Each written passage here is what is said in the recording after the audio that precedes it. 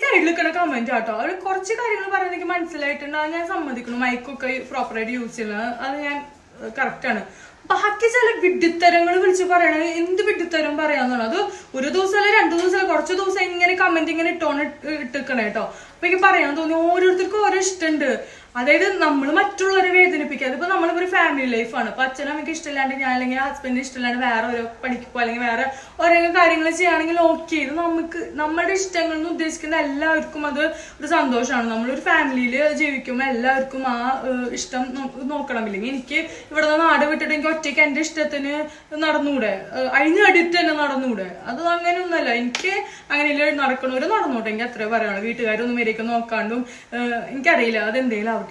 ഈ കമന്റ് പറയാണ്, നീ ഇതുപോലെ തന്നെ ചെയ്യണം, നീ ക്രാഫ്റ്റ് വീഡിയോ ചെയ്യണം, നീ ലിപ്സ്റ്റിക് ഇടരുത്, നീ ഇതിടരുത്. നീ ആരെന്റെ അടുത്ത് പറയാൻ വേണ്ടിട്ട്? എനിക്കിഷ്ടമുള്ളത് ഞാൻ ചെയ്യും.